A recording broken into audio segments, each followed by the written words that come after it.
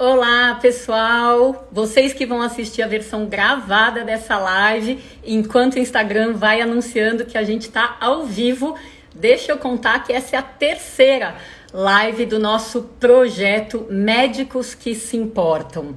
Olha que bacana, né?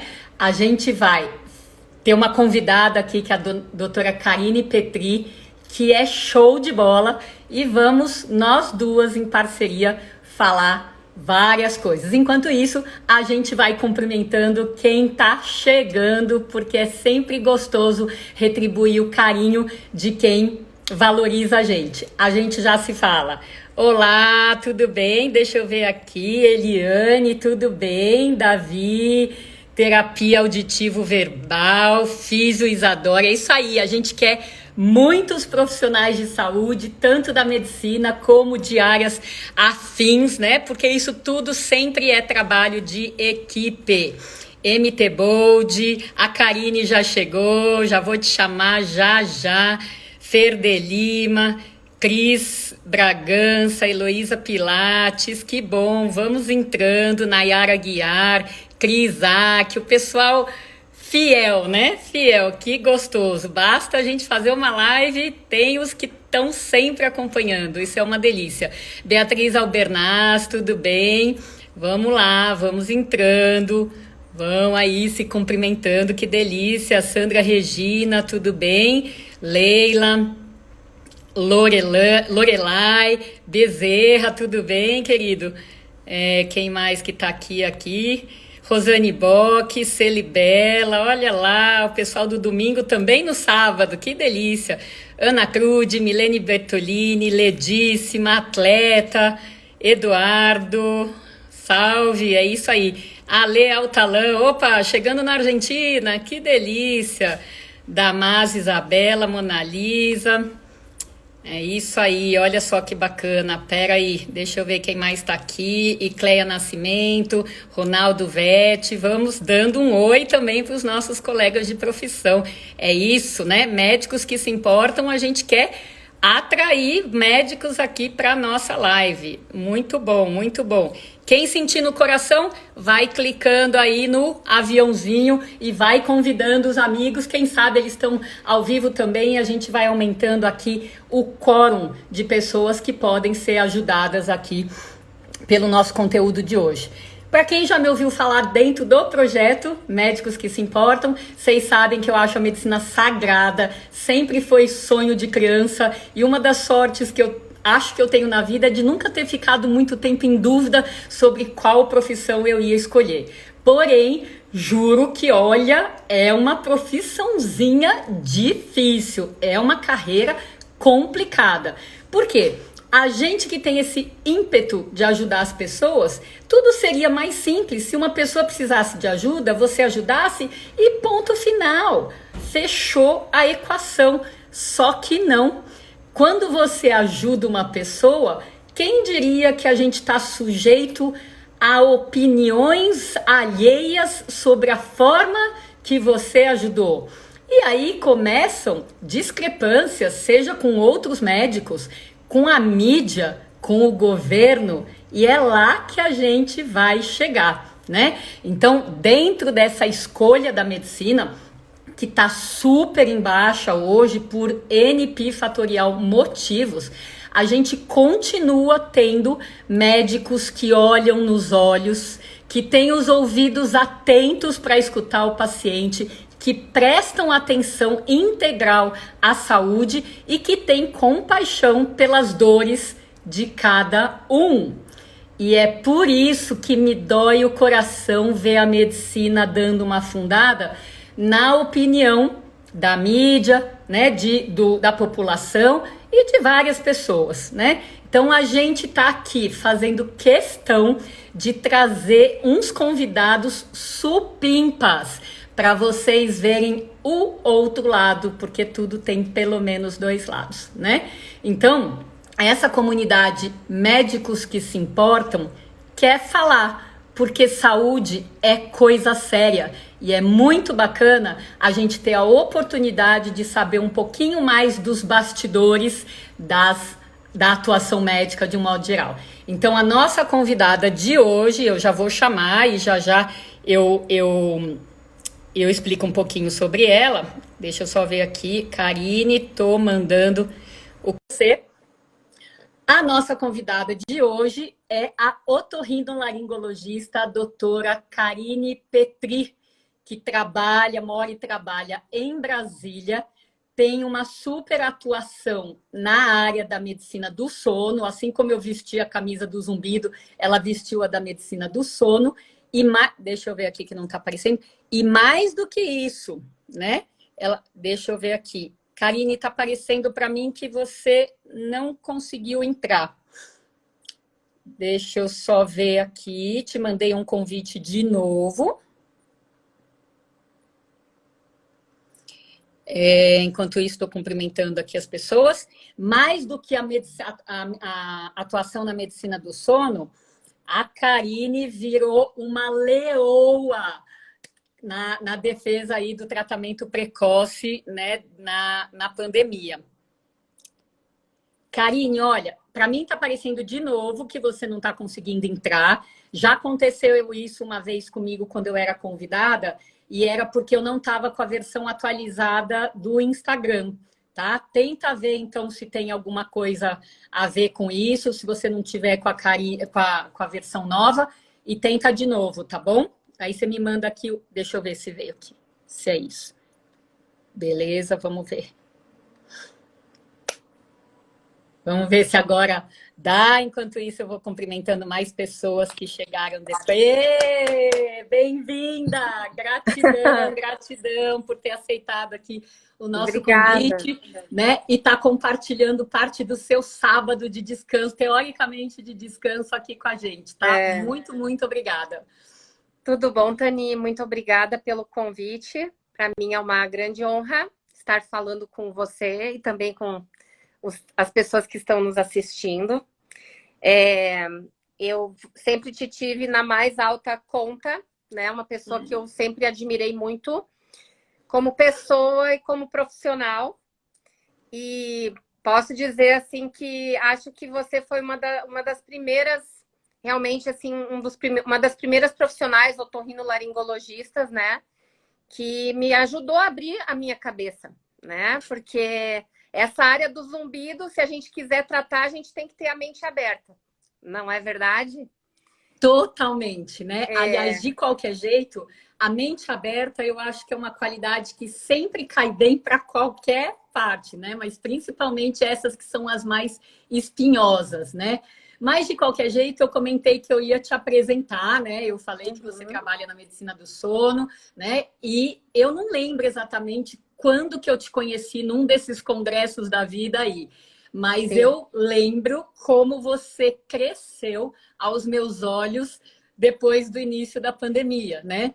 Eu assisti uma live sua contando que você teve Covid ali no comecinho, se não me engano, em maio do ano passado, e o quanto isso mexeu com você e você saiu abertamente carregando uma bandeira.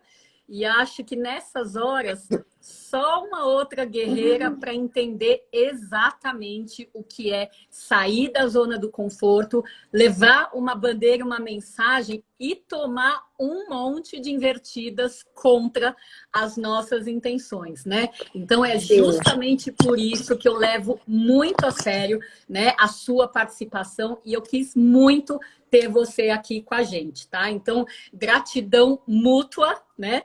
E a minha, principalmente, de você estar abrindo mão aí de um pouquinho do descanso no sábado, tá bom? Então, seja muito bem-vinda. Vamos aproveitar e juntar aqui os nossos olhares para ver o que as pessoas que nos assistem agora e quem assistir depois tem para aproveitar com isso. Vamos lá, então? Vamos lá. Eu queria só te fazer uma colocação, até fazendo um paralelo com a Covid, a questão do zumbido, né? Talvez tu não lembre exatamente quando você me conheceu, mas eu lembro que foi talvez um dos primeiros cursos de zumbido que você deu lá na USP, né? Aqueles cursos de imersão. E eu era residente de otorrino. E na minha residência, você sabe o que se falava para os pacientes muitas vezes? que eles tinham que se acostumar com o zumbido, né? Que não tinha muito o que fazer, né?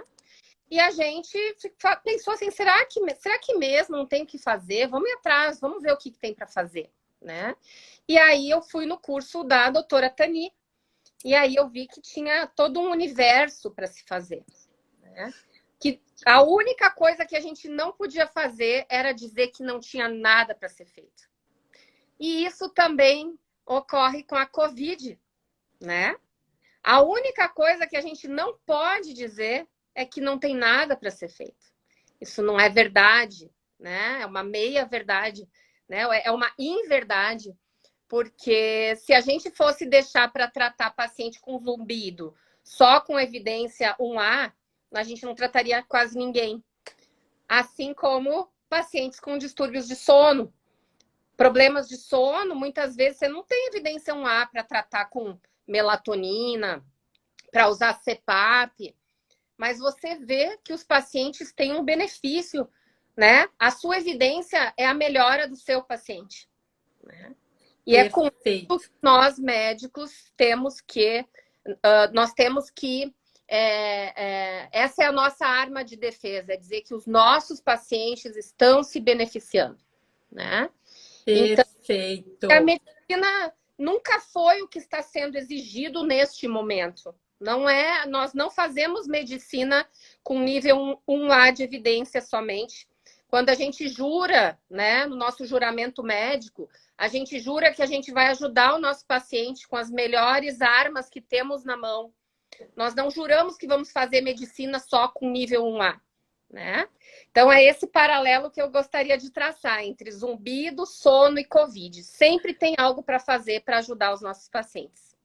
Mais perfeita que isso não dá, Karine. E eu te agradeço muito por ter costurado as coisas dessa maneira. E eu acho que essas coisas que tem aí um rótulo, não tem o que fazer, primeiro dói na gente, né?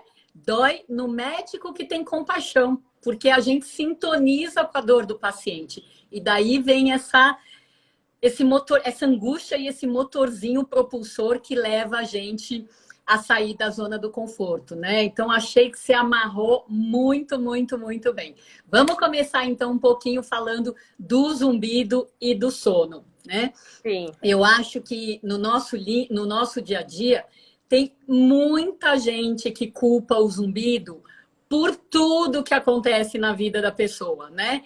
E lógico, tudo que a gente culpa vira o foco da nossa atenção, o cérebro reage muito mais forte. Só que às vezes, quando o paciente culpa o zumbido por não dormir bem, por perder a qualidade de sono, pode ser que ele tenha razão, pode ser que não. Então, Karine, em geral, eu tento dar uma primeira pincelada no assunto, vendo quem dormia bem, e daí o zumbido apareceu e deixou de dormir bem, por exemplo, deixou de pegar no sono porque fica conectado, fica atento com o som do zumbido, ou então quando acorda para ir no meio da noite para ir ao banheiro, por exemplo, fica com dificuldade de voltar a dormir, de pessoas que nunca dormiram bem, sempre tiveram, como eles falam, sono leve, e daí, enquanto aguardam a chegada do sono, ficam percebendo o zumbido por mais tempo. Como ficariam percebendo as dores, como ficariam percebendo, sei lá, luzes ou o som do vizinho dando festa, né? Ou seja, faz sentido isso para você, que a gente possa diferenciar para o paciente? O que você acha disso? Eu acho que sono e zumbido, eles têm que ser, os dois problemas têm que ser abordados, né? Eu acho que é uma via de mão dupla. O zumbido pode ser causa da insônia e pode ser consequência da insônia, né? O zumbido pode ter desencadeado uma insônia e os dois terem caminhado juntos, com piora do zumbido e piora da insônia, mas o fato, muitas vezes, de um paciente dormir mal também pode gerar o zumbido. Então, eu acho que o correto nesse momento é abordar as duas questões, que é o que a gente faz. A gente tem que avaliar o paciente como um todo, né? Um ser integral.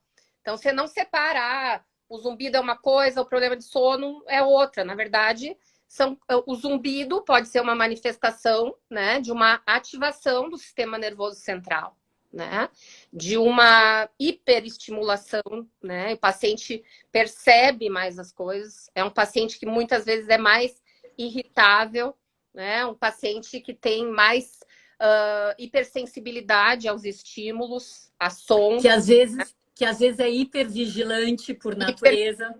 Percebe tudo, né? E esse paciente, muitas vezes, ele vai ter também um sono que é semelhante ao comportamento dele, à personalidade dele. Um sono mais quebrado, mais fragmentado, né? Um sono mais superficial, denotando o tipo de atividade do sistema nervoso central que ele já tem. Então, eu acho que as duas coisas têm que ser abordadas conjuntamente, porque é um ciclo vicioso. O paciente tem zumbido, ele já faz uma associação que ele vai para o quarto, e naquele quarto ele já sabe que ele vai ter uma sensação ruim. Ele já está esperando que a noite será ruim, né? Então, ele já vai dormir com aquele pensamento: eu não vou conseguir dormir, né? E os pensamentos, um pensamento tem uma consequência química, que é o quê? A liberação de substâncias, de neurotransmissores, adrenalina, cortisol, que são substâncias que vão ativar mais ainda o zumbido e fragmentar mais ainda o sono, né? Então, eu acho que as duas coisas têm que ser abordadas conjuntamente. Tanto o problema do zumbido, com toda a investigação que é necessária. Quando a gente tem um paciente com zumbido, a gente precisa fazer uma avaliação completa desse paciente, né? Abordando, além dos exames complementares, toda a parte de alimentação, atividade física, estilo de vida, comportamento, pensamentos, né, Tani? E junto com isso, né, o sono tem um papel fundamental, porque é durante o sono que você tem todo um restabelecimento da sua função cerebral, né? E isso faz com que os pacientes que não dormem bem podem ter mais percepção do seu zumbido, né? Eles podem ter mais um zumbido mais intenso também. Então, é muito comum a associação de problemas de sono, tanto insônia, quanto problemas, por exemplo, como apneia do sono e zumbido. Talvez aí por um quadro, talvez até de lesão neuronal, lesão da via auditiva periférica ou central pela hipóxia, né? Então, na minha prática, como otorrino, muitos pacientes que vieram com queixa de zumbido, acabei fazendo diagnóstico também de problemas de sono. Tanto sono não restaurador, quanto problema de insônia de início, quanto também pacientes com diagnóstico ali de apneia do sono, ou até aquele diagnóstico que é o mais comum no nosso dia a dia, que é a privação de sono. As pessoas que dormem pouco, né? Nós vivemos numa sociedade que é privada de sono, e esse é o problema de sono mais comum na atualidade, pessoas que dormem pouco. Perfeita, perfeita.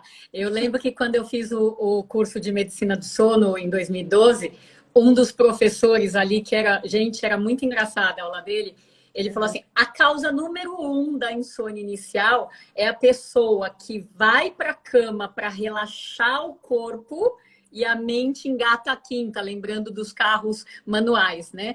A mente acelera. Então, essa questão de pensar já deitado é uma causa muito importante de insônia, né? Tanto que ele vai, pensa fora da cama, pensa antes de ir para a cama, revê o seu dia, planeja o dia seguinte, mas a hora que você for para a cama, tenta associar ela com agora é hora, né, de dormir, né? Então, eu estou puxando isso para falar de higiene do sono, né?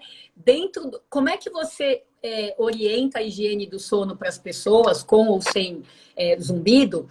E quais dos itens você acha que são mais difíceis dos pacientes aderirem? Olha, a regra número 1 de higiene do sono é a rotina, né? Ter o mesmo horário para dormir e acordar todo dia. Eu, particularmente, acho que isso é bem difícil de seguir, né? Especialmente Se é uma pessoa que trabalha, que tem filhos, que tem que ajustar várias coisas ao mesmo tempo. Então, a rotina Sim. é a regra número 1, tá? Mas eu acho particularmente bem difícil seguir, até para mim mesmo, né? A questão né? Luzes. A luz ativa o sistema nervoso central. No momento que você está com o olho aberto, com luz chegando ali, como a luz do celular, na hora que a gente está na cama, você está mandando uma informação para o seu cérebro que não está na hora de dormir, que não é para liberar a melatonina, que é o hormônio que vai ajudar a iniciar o sono. Né? Então você vai para a cama achando assim, vou relaxar, mas na verdade você está brigando contra você mesmo, né? Com o celular no seu rosto. Então, essa é a minha mais difícil. Acho que a maioria de nós, né? A questão da luminosidade pela presença das telas, né? Isso é verdade para nós e também para os nossos filhos, tá? E a questão também, assim, atualmente na pandemia, né?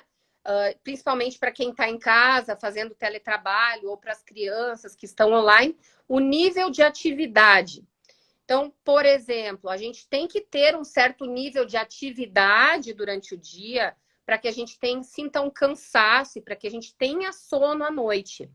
O fato das pessoas estarem ficando muito em casa, né, muito só no computador, as crianças só no computador, faz com que esse nível de atividade esteja muito baixo. Né? Antes a gente ia para o trabalho só de caminhar, quer dizer, eu continuo indo, né, mas sei que tem muitas pessoas que estão em casa. Aquela coisa de caminhar o dia inteiro, de dar, sei lá, 10 mil passos num dia, reduziu muito. Então, as pessoas ficam muito tempo num só lugar, né? Caminhando muito pouco, fazendo muito pouca atividade, e isso tem refletido muito na piora dos padrões de sono, tanto dos adultos quanto das crianças. Então, atualmente, na questão da pandemia, essa questão de diminuição de atividade, não estou nem só falando de atividade física, mas de se movimentar, de caminhar, tem sido um grande problema. Então, higiene do sono pressupõe também atividade de dia, atividade física de dia e relaxamento à noite. E o que a gente tem visto é que tem se mantido sempre o mesmo padrão, a pessoa o dia inteiro na frente da tela, sempre com o mesmo nível de luminosidade, sempre com o mesmo tipo de ativação, que é a questão das telas, né? E isso tem interferido muito. Então, o que eu falo para os pacientes, já atendi diversos, principalmente adolescentes nesse momento, né, da pandemia, que se eles estão em casa, então eles têm que manter de dia as janelas bem abertas, com toda a luminosidade possível, natural. E à medida que chegar à noite, dizer, bom, agora chega, vou desligar o celular, vou fazer alguma atividade relaxante, para evitar a presença da luminosidade inibindo o início do sono. Então, fazer esse contraste, né? É sempre importante a gente falar, né, que as pessoas muitas vezes não se dão conta o quanto um pouquinho de café pode interferir no sono, né? Então, e também no zumbido, né? Então, isso aí é outra coisa, claro. Né? A questão A tal da sensibilidade, né? Exato. A cafeína, ela pode inibir o sono, né, via receptores de adenosina por 6 a 8 horas, né? Então, se você quer dormir cedo, você tem que contar assim, bom, vou dormir tal hora, então 6 a 8 horas antes disso eu não vou mais tomar café. Café, Coca-Cola, chocolate, chá verde, né? Guaraná, são coisas que ativam muito o sistema nervoso central. Em algumas pessoas têm uma sensibilidade alta para isso. Eu sou uma. Se eu tomar uma latinha de Coca-Cola, eu tenho dificuldade para dormir à noite. Beleza. E isso me fez lembrar que na questão do café, o café descafeinado não é zero cafeína, né? É como se fosse um produto light de açúcar, não é zero de açúcar, né? Então tem uma redução, pode ajudar, né? Para quem é sensível à cafeína, eu também sou um belo exemplo, fico com o olhão assim, ó, arregalado quando tomo café. Enfim, é importante isso. E daí tem uma pessoa aqui que eu acho que eu já perdi o nome aqui, mas que comentou quando eu falei que era a minha dificuldade com a higiene do sono bonitinha é justamente a largar o celular 1 hora ou mais antes, ela comentou aqui que tem como tirar toda a luminosidade da tela. E é verdade mesmo, né? Para quem não sabe isso, ir no ajuste do celular e abaixar a luminosidade. Então, Não é que é o ideal, mas, enfim, já que a gente vai pecar, né? Enfim, tenta Sim, dar um jeitinho aí para ser menos problemático, né? pouco, mas não é 100%. E também a questão do celular é que você tem acesso a mil coisas, né? Você está vendo uma coisa, daqui a pouco aparece uma mensagem, daqui a pouco aquilo faz o link com a outra conversa. Então, esse tipo de ativação também não é bom na hora de dormir. Com certeza. E eu percebi, agora que a gente está trocando uns WhatsApps mais frequentes, assim, né? A Hum. Karine é do tipo que, assim, você manda mensagem, no máximo em 30 segundos ela já olhou e já está respondendo, né? Então, eu tô fazendo de você, a ideia de você como uma pessoa mega ativa, né? Eu, particularmente, adoro eficiência, mas a gente sabe que isso custa, né? Enfim, Custa saúde, né? Eu sou uma pessoa, custa. assim, desde a época de estudante, eu sou uma dormidora curta. A gente tem os Uhum. longos e dormidores curtos, pessoas que com 6 horas de sono estão bem para seguir o seu dia. Eu sou Eu essa. não. É, Adoro umas 8 horas, adoro. pois é. Eu posso dizer assim, ó, que se eu evitar completamente os estímulos, eu consigo dormir 8 horas. Mas, assim, é uma coisa assim que eu quase atualmente não tenho tido a oportunidade e fico muito bem com 6 horas. Então, assim, menos do que 6 horas faz mal para a saúde, ainda que a pessoa ache que se sinta bem, né?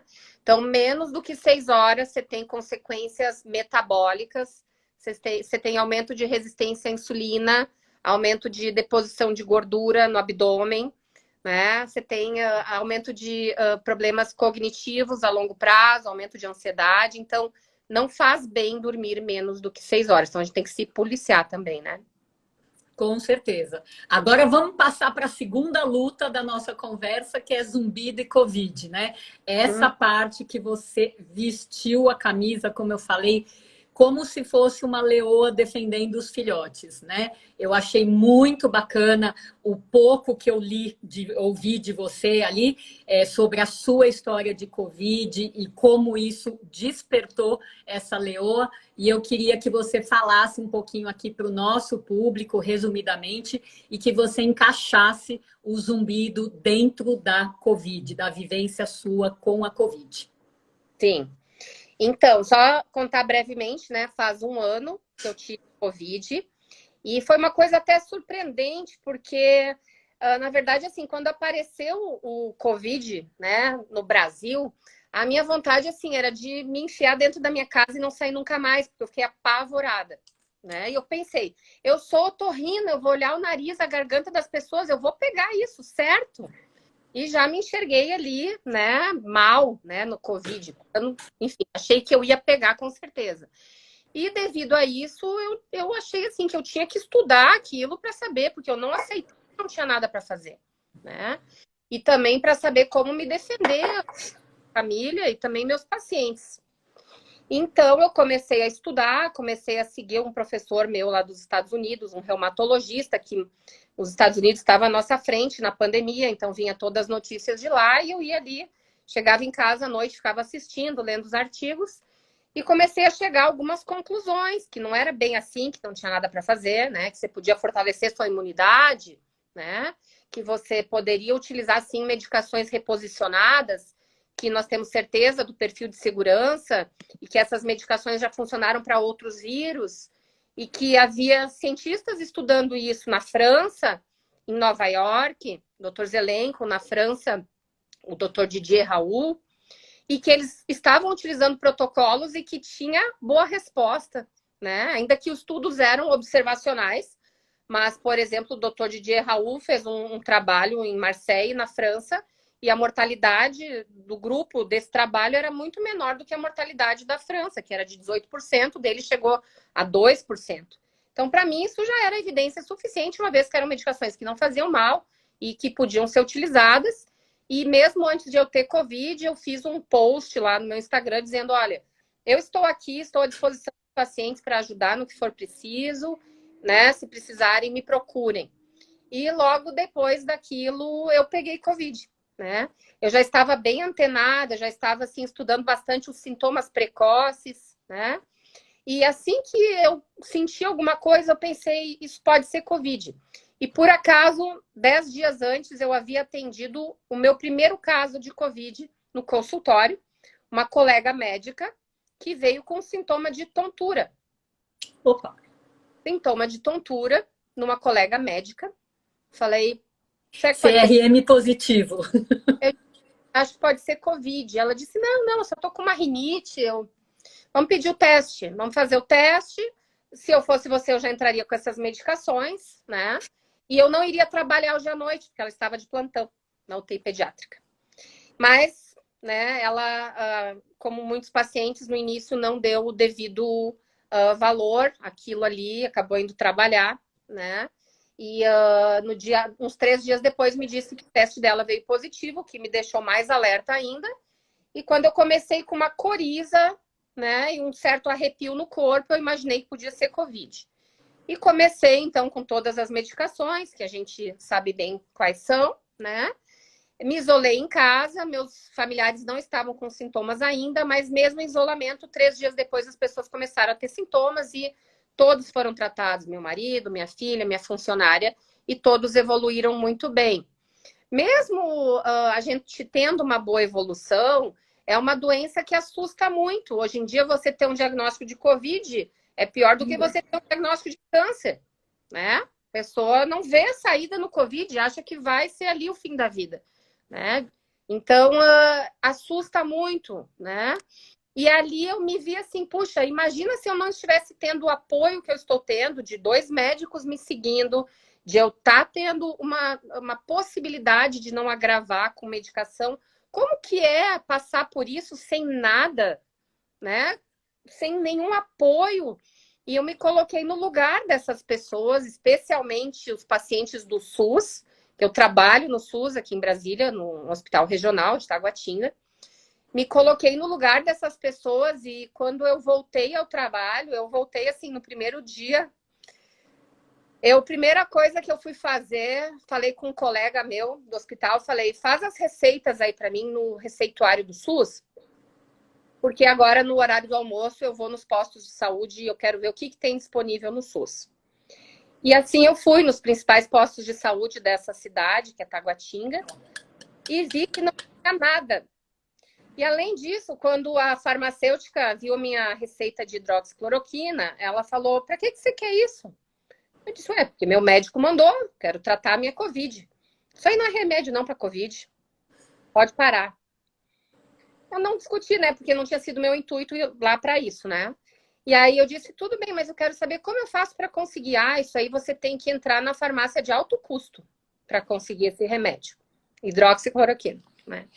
Então aí começou a minha saga, porque independente da questão de um médico prescrever ou não prescrever, no momento que o médico prescreve, se é uma medicação que está no rol de medicamentos do SUS, o paciente tem direito ao acesso a essa medicação, né? E com isso aí me deixou muito transtornada. Eu entrei em contato com colegas da Secretaria de Saúde, que eu sabia que haviam feito um protocolo, e aí nesse protocolo não estava nada para os pacientes em fase inicial. E aí eu perguntei, olha, eu tenho um paciente precisando de medicação, onde é que ele pode ir? E me disseram, não, isso aí não está isso aí não está indicado. Eu falei, mas eu estou indicando, não quero saber se está no protocolo, não. E ela disse, eu quero saber onde é que está esse remédio, porque o Ministério da Saúde mandou para Brasília esse remédio. Não, esse remédio está nos hospitais para protocolos de pesquisa. Ok, então onde que eu posso mandar o paciente que eu quero que ele entre nesse protocolo? Não, não tem nenhum em andamento. Deixa eu... Gente, vocês estão entendendo por que eu falei que essa mulher virou uma leoa, né? Olha só o passo a passo que ela foi fazendo. Não é só que ela comprou a briga do tratamento com os pacientes dela, num nicho reservado. Ela foi atrás para ver todas as dimensões onde poderia dar errado. Juro, Karine, eu tiro o meu chapéu para você. Quero deixar aqui bem registrado, tá bom? Continua aí. Eu não quero tomar muito tempo, porque tem mais coisa para falar, né? Mas aí eu disse pro meu colega, assim, uma colega que eu respeito e tudo, né? Eu quero saber onde é que está essa medicação, eu quero prescrever para os meus pacientes, eu estou voltando hoje da Covid e eu quero que os pacientes tenham acesso a esse remédio aqui no Distrito Federal. E se você não me disser com quem eu devo falar e tal, eu vou juntar uma lista de médicos, nós vamos mandar isso para o promotor de justiça aqui do Distrito Federal, né? Desembargador, agora não sei o nome exato, mas enfim. E foi o que nós fizemos, né? Aí, três horas depois, ela me ligou dizendo assim, não, você não precisa fazer nada, que já vamos dar um jeito. Eu disse, olha, tarde demais, nós já enviamos um e-mail para o Ministério Público, né? E nesse mesmo dia, assim, eu já tinha um Instagram, assim, que eu falava de sono, de outras coisas e tal. E ali eu coloquei, estou criando um grupo de tratamento precoce da Covid do Distrito Federal. Quem quiser entrar, vamos lá, esse é meu telefone. Mande sua carteira de identidade médica e você vai entrar no grupo. E aquele grupo, em 2 dias eram 80, e depois eram 250, e daí tivemos que criar mais um grupo, e agora temos 2 grupos de 250 médicos aqui no Distrito Federal, só aqui, né? E ali, nessa situação toda, então, que se deu essa minha luta, né? Para que as pessoas pudessem ter acesso ao tratamento, o que é uma coisa que até hoje não tem um acesso universal, né? E nisso tudo também, enquanto eu ainda estava me recuperando da Covid, eu fuçando na internet, fuçando, não é possível, vamos procurar quem está fazendo tratamento precoce no mundo. E aí me deparei com a Luciana Cruz, a doutora Luciana Cruz, anestesiologista de São Paulo, e falando do doutor Zeballos, quem que é esse doutor Zeballos? Será que ele é espanhol com esse nome? E aí, eu comecei a seguir eles, disse, ô Luciano, olha aqui, ó, eu sou a Karine aqui do Distrito Federal, eu fiz um grupo de médicos aqui, eu quero participar junto com vocês. Daí ela, né, me colocou nos grupos, a gente começou a ter uma interação maior, mas assim, a minha maior visão mesmo do quanto eu poderia ser útil para uma pessoa foi enquanto eu estava me recuperando numa live, né, da doutora Marina Bucar, que é uma médica da Espanha, né, que as pessoas que devem saber já quem é, que também ajudou muito aqui na questão do tratamento precoce, e não só precoce, tratamento da fase inflamatória também, uma live que ela fez com o Dr. Zeballos, com a doutora Luciana, e com os médicos que fizeram o tratamento do colapso no Pará, né? Porque o Pará, Belém do Pará, foi uma situação mais grave no Brasil, junto com Manaus, antes de todo o Brasil. Lá agravou antes, até por uma saúde grande e tudo mais. E lá diversos médicos, assim como eu, pessoas que não são infectologistas, né? Eu sou otorrino, né?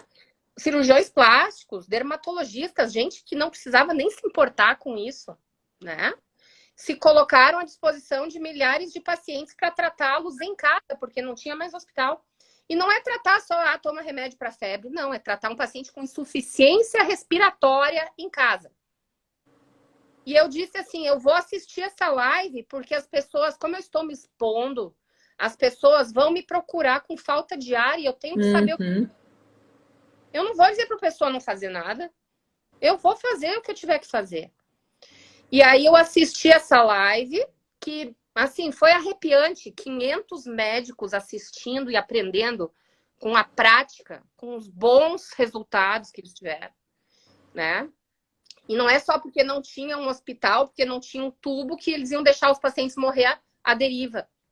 E com isso ali eu aprendi. Eu falei, meu Deus, eu não acredito que a gente pode fazer tanto pelo paciente. Só eu estando de um lado e ele do outro da tela do celular. Aí é o paralelismo que você estava fazendo com o zumbido logo no começo, né? Exato. Quando tem alguém que mostra, gente, é só seguir, né? Porque é muito melhor do que ficar sem fazer nada. E eu vou só pegar o gancho. Deixa eu só pegar o gancho da questão de quando você falou da medicina com nível de evidência 1A. Quem não faz pesquisa, quem não gera pesquisa, não tem noção da dificuldade que é fazer uma pesquisa e conseguir que ela seja publicada. Não tem noção. Então, às vezes eu fico pensando que todo mundo que fica cobrando que a medicina seja feita no nível da medicina, da evidência 1A científica, é porque nunca fez uma pesquisa, né? Que acha que é fácil, né? Sim. Então, acho que só para dar uma amarradinha de novo do que você está falando aí com a outra vivência do zumbido. É. Então, assim que eu fui aprendendo, né? E aí fui me espelhando no exemplo de pessoas que já tinham, né, trabalhado com pacientes com insuficiência respiratória. Não é uma coisa fácil e dá muito medo, né? Dá muito medo. E depois essa minha experiência se aperfeiçoou, principalmente agora no colapso de Manaus, o segundo colapso de Manaus, né? Que eu atuei na telemedicina voluntária, né? Então, voluntariamente se criou um grupo, uma força médica nacional com muitos médicos, e aí através de uma plataforma no WhatsApp esse grupo se espalhou, esse atendimento, e aí nós atendemos pacientes, tanto gente pobre quanto gente com convênio que não tinha mais acesso ao hospital, o hospital fechou. E ali a gente conseguiu atender muita gente e salvar muita gente, né? E aí essa experiência, você vai perdendo o medo, você sabe que você pode fazer pelo paciente, né? Mas assim, essa minha luta é muito grande. Enfim, eu consegui, eu acho assim, o meu maior feito realmente foi assim, ó, liderar pelo exemplo, né? Mostrar que eu não tenho vergonha nenhuma de assumir o tratamento precoce. Eu teria vergonha de não fazer nada. Teria vergonha, não conseguiria dormir, minha mente não deixaria dormir. Se minha consciência não me permitiria não fazer nada. Entende? Então, isso não é só uma questão de formação médica, é uma questão de formação de ser humano. Perfeito, perfeito. Isso é ser uma médica que se importa, né? Acho que essa você representa muito bem o que eu queria mostrar, né? E dentro dessa questão toda da pandemia, só para a gente poder entrar no assunto do zumbido, porque o tempo voa, né? Eu acho que desde o comecinho da pandemia, muito antes das pessoas terem a própria Covid, né? Que hoje muita gente tem história para contar, a gente já estava cheio de motivos para os zumbidos aparecerem ou para quem já tinha antes piorar na pandemia. Então, sim, o próprio estresse, o medo do desconhecido, o trabalho em casa, né, com cadeiras não adequadas, né, para as costas, para o pescoço, mais tela, mais inclinação de pescoço, né? Então, a falta de ergonomia no trabalho, a busca de conforto por alimentos, né, que provocam zumbido ou tontura, né, os carboidratos, etc. O apertamento de dentes, tinha muita coisa para gerar zumbido, e no fim a gente foi lidando com as pioras que estavam acontecendo. Até que começou a sair notícias sobre zumbido fazer parte dos múltiplos sintomas da Covid. Quer dizer, de tão enriquecida que a Covid foi de sintomas além da parte respiratória, chegou no zumbido, né? E daí a gente está trazendo isso um pouquinho para a realidade. A gente viu aí pesquisas que estavam variando desde 13% de Covid, de zumbido dentro dos sintomas de Covid até 29%. Então, como pesquisas que vêm de origens diferentes, em países diferentes, a gente espera discrepâncias mesmo nessas prevalências. Mas tudo bem. A questão é que hoje zumbido faz parte. E a gente pensaria pelo menos em 2 mecanismos para isso. Veja se você tem mais coisa aí para acrescentar. Tanto a questão da neuropatia, né? Que é o mesmo jeito que acontece a alteração do olfato, né? E a inflamação endotelial, né? As reações endoteliais aí que o coronavírus é craque em fazer, né? Então, te vem alguma coisa a mais na cabeça de como justificar a presença do zumbido nesses pacientes? Bom, primeiro que assim, eu não vejo, para mim assim, não é surpresa, né? Porque nós bem sabemos que nossa orelha interna é uma sentinela, né? Quando começa o zumbido, não estou dizendo assim no sentido de você achar que é uma coisa grave, mas se você tem um zumbido, é importante você fazer uma avaliação completa, porque aquele zumbido está querendo te dizer alguma coisa, que alguma coisa não está bem no teu corpo, né? Então, a orelha interna, né, para quem não sabe, nosso ouvido é dividido em 3 partes, orelha média, orelha externa e orelha interna. Ela é uma área extremamente sensível a qualquer alteração metabólica, qualquer alteração circulatória. Então, a gente pode ter, sim, precocemente sintomas como zumbido, como tontura, indicando o início de uma doença infecciosa, não só COVID, né? E na COVID, eu acho que existem múltiplos mecanismos que podem provocar o zumbido. Claro, o que é importante a gente falar, que agora já está determinado que a COVID não é uma doença respiratória, ela é uma doença imunotrombótica. E por esta característica, né, principalmente, a gente pode dizer que o zumbido ocorre principalmente por isso. A orelha interna é uma área que tem uma circulação, uma microcirculação terminal, né? Então, qualquer alteraçãozinha circulatória, você vai ter um déficit de energia, um déficit de troca gasosa nesse local, de troca de oxigênio, e por isso só já pode começar um zumbidinho, né? Mas eu vejo também outras alterações. Então, o paciente com COVID é um paciente que já está desidratado. Então, isso já pode ajudar a dar o zumbido. Ele é um paciente que tem depleção de nutrientes. Ele é um paciente que tem alteração mitocondrial. Então, várias coisas, mas principalmente os fenômenos imunotrombóticos e também a lesão direta do vírus, tanto na via auditiva periférica quanto na via auditiva do sistema nervoso, no sistema nervoso central, né? Então, acho que muita coisa ainda vai ser estudada, né, Tani? Perfeito. Tem, assim, motivos não faltam, né? Aliás, como o zumbido em qualquer outra das etiologias, né? A Marta Verônica está aqui colocando, né, da depressão de vitamina D, de zinco. Na verdade, é isso. Se a gente pensar que cada um de nós pode ter os seus estoques, né, de vitaminas e minerais, de coisas básicas para o funcionamento celular, o coronavírus passa na prateleira e vai jogando tudo no chão, né? Então, ele faz bagunça dentro do nosso corpo como um todo. E por isso também eu acho muito importante mesmo a gente seguir com a avaliação de exames de sangue, buscando qual é o tamanho da bagunça que pode ter acontecido internamente, né? Já que exames de sangue são como se fosse a linguagem das células, né? Às vezes eles mostram para a gente detalhes que a gente, só de conversar com o paciente, às vezes não consegue ter certeza. Pode até suspeitar, mas não consegue ter certeza, né? Então, muito bacana aqui a participação da Marta. Que mais? Então, e dentro dessa questão do zumbido por Covid, Karine, eu vou entrar na pergunta aqui de MT Bold. Eu tenho visto tanto o zumbido durante a Covid, como logo depois. E aqui estão perguntando do zumbido tardio, né? Depois da recuperação de todos os sinais inflamatórios, todos os sintomas, etc, né?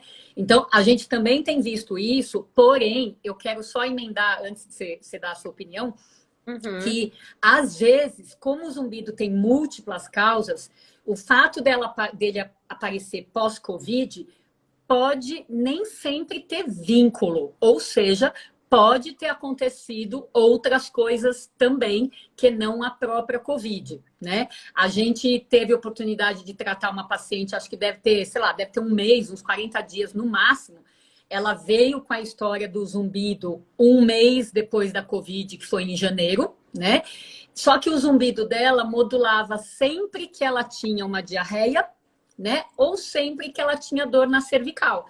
E daí essas foram brechas, quando a gente olha, né, a coisa integralmente, essas foram brechas para a gente fazer duas desconfianças, né? Ela já tinha uma intolerância, uma clínica de intolerância à lactose antes da Covid, só que ela não associava, e a cervicalgia do lado do zumbido. Ou seja, a gente fecha uma primeira consulta pensando, pode ser pós-Covid? Pode, claro. Mas pode não ser? Então, eu sempre prefiro esse pensamento.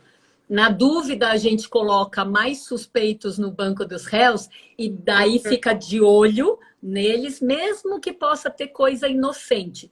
Mas a gente fica de olho age de acordo com todas as suspeitas e às vezes é só num segundo momento que a gente vai ter mais noção do que realmente pode ter acontecido com aquele zumbido que apareceu pós-Covid. Tem vínculo ou não tem vínculo? Então, assim, eu tenho tentado organizar o meu raciocínio. O que você acha aí, Karine?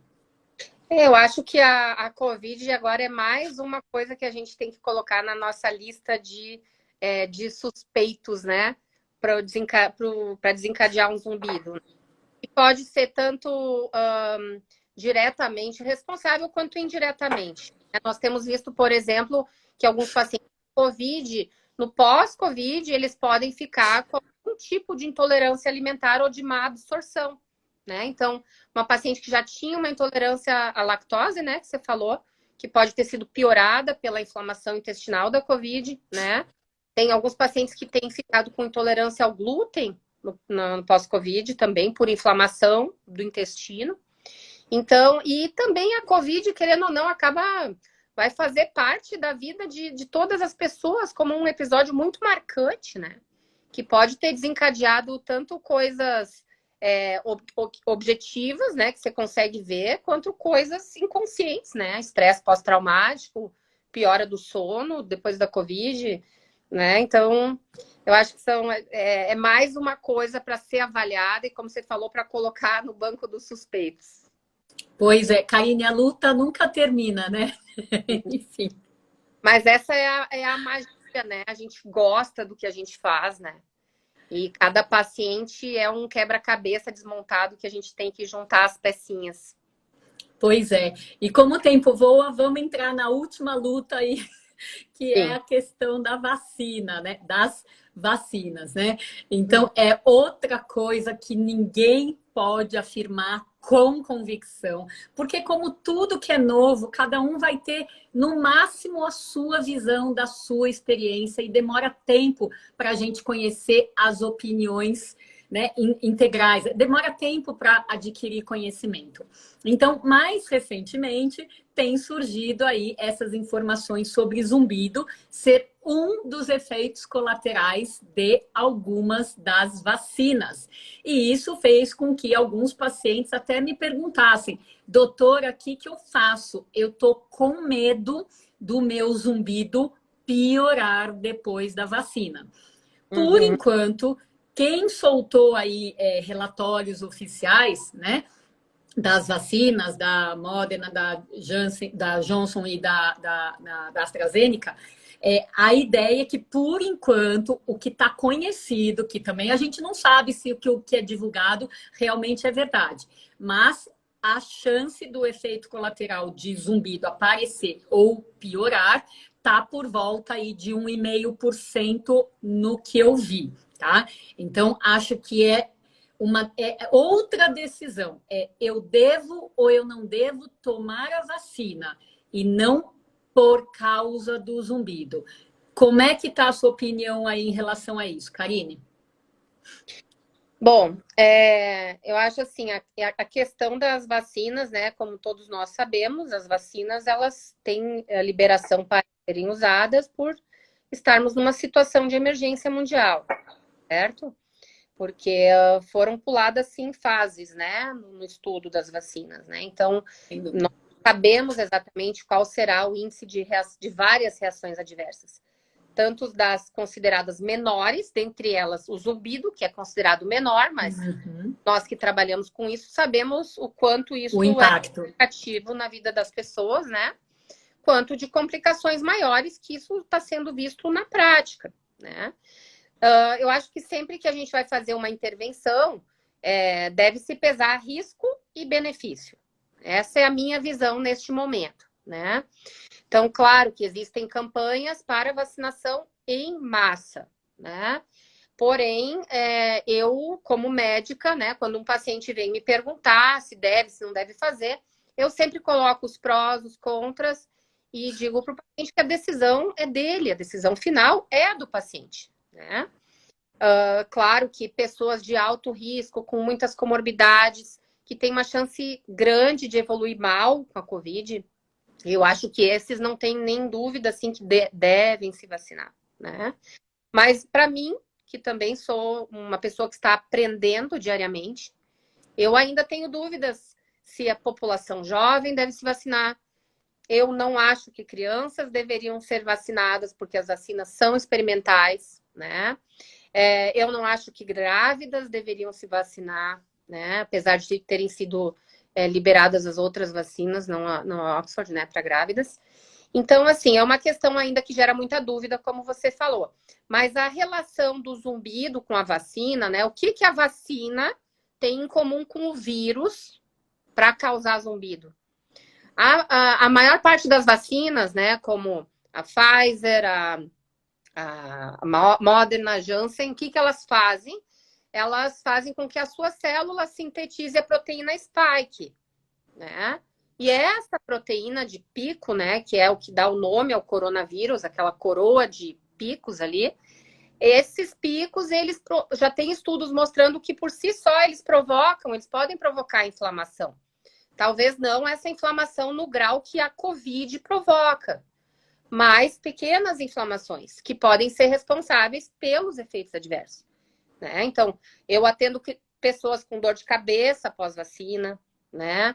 Atendo pessoas com quadros alérgicos. Alérgicos, será que é vasculite pós-vacina? Então, o zumbido pode ser o quê? Pode ser uma vasculite ali na cóclea, né?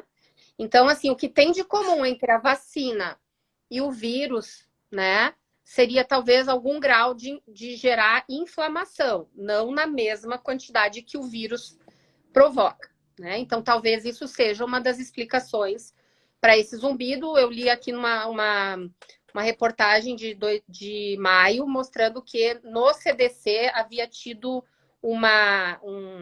tinham reportado 2.250 casos de zumbido.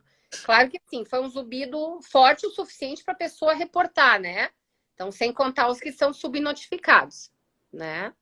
Então, é isso que eu tenho para falar aí sobre essa questão de zumbido pós-vacina, que talvez seja alguma inflamaçãozinha que é provocada pela vacina, né? Não necessariamente as vacinas, elas fazem uma reação imunológica, elas têm uma imunogenicidade, que é desejada, né? Para provocar depois a reação imunológica, né? As defesas. Mas, junto com isso, essa reação pode provocar alguns sintomas em maior ou menor grau. Perfeito. Aqui tem uma pergunta, né? Um comentário. Quem já teve Covid vai se vacinar para quê? Né? Enfim, é espinhoso esse tema e acho que os espinhos nunca vão acabar, né? Na verdade, já teve. Acho que talvez precise ficar claro, possa ficar claro, que quem já teve não é definitiva a segurança que não vai ter mais. E quem se vacinou também não é definitiva a segurança de que não vá ter mais, né? Então, eu acho que enquanto as coisas não têm informação mais de consenso, a gente sempre tem que pensar, vacinado ou não, que a gente mantém um certo risco de se contaminar, de se contagiar de novo. Pelo menos é isso que vai na minha cabeça, né? E daí sim, eu acho que o que diferencia as pessoas é como cada um lida com isso, né? Agora, teoricamente, a gente não tem nenhum motivo, já tendo tido Covid ou estando vacinado, para achar que a gente está garantido, né? Faz sentido isso? Sim, faz sentido, né? Até porque, assim, existem inúmeras mutações, inúmeras variantes, né?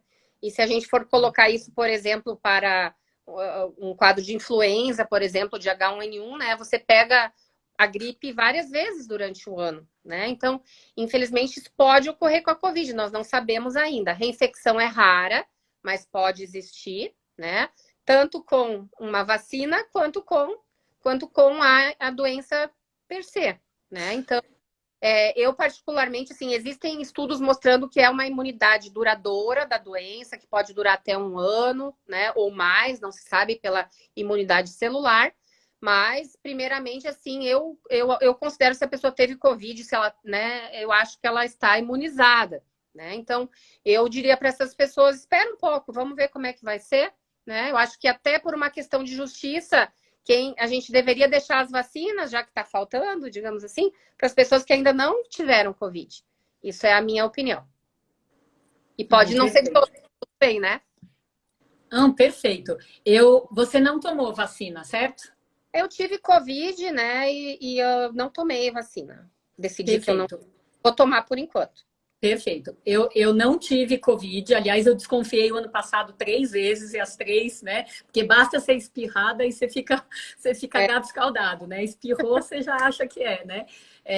Mas eu tomei a Coronavac em janeiro, né? Quando, na primeira leva que o HC ofereceu ali para os profissionais de saúde.